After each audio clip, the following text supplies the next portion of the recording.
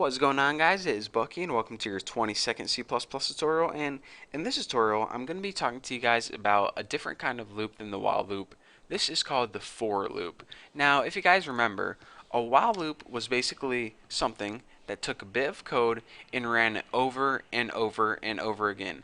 This isn't only for while loop, but all loops do the exact same thing. They take a bit of code and they run it over and over and over again.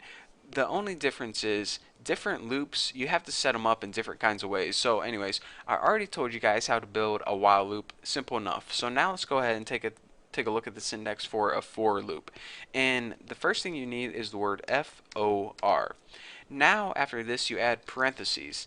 Now inside your parentheses, your for loop requires three pieces of information: a starting value, an ending value, and how much do you want to increment it by. For example, if we started at 10 and we ended at 20 and we wanted to increment it by 2, it would be 10, 12, 14, 16, 18, 20. So let's go ahead and build a simple loop that starts at 1, ends at 10, and it increments by 1. Pretty much 1 to 10 counting by ones. So the first thing we need is to initialize a variable. So int x equals 1. Now every piece of information you separate it with a semicolon. Now after this, it's pretty much the same as the test in the while loop. How long do you want to let your loop run? Well, let our loop run as long as x is less than 10. So it's going to go from 1 to 9 because remember, when it gets to 10, 10 is not less than 10. So it's going to go 1, 2, 3, 4, 5, 6, 7, 8, 9. But how does it know to go 1 at a time instead of 2 at a time or 5 at a time? Well, that's that last piece of information that this loop needs. X plus plus, and if you remember from the last tutorial, this means add 1 to x every time.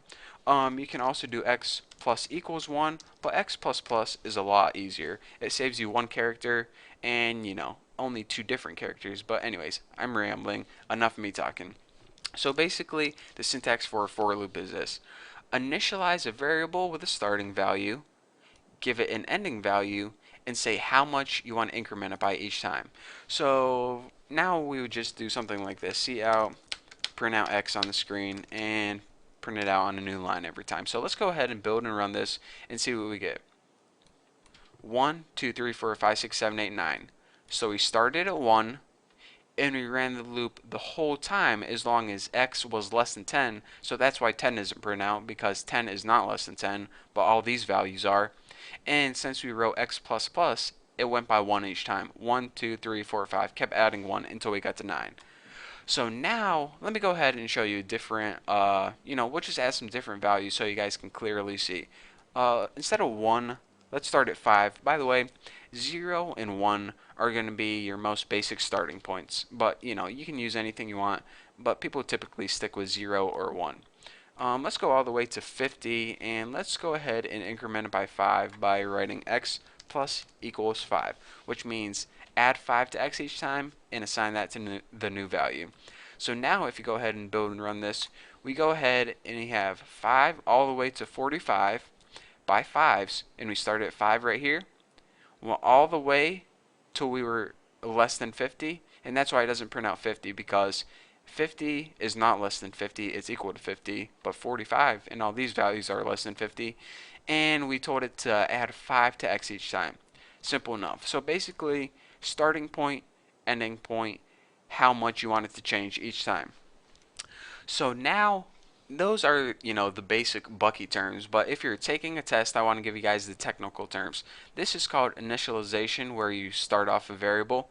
This is called the loop continuation condition, basically when you're on the end, and this is called the increment. So with those three things, it has all the information that your loop needs: where to start, where to end, how much to go by. So this is a really basic example of the for loop. All we did is print out numbers, and we didn't really do anything useful except learn the for loop.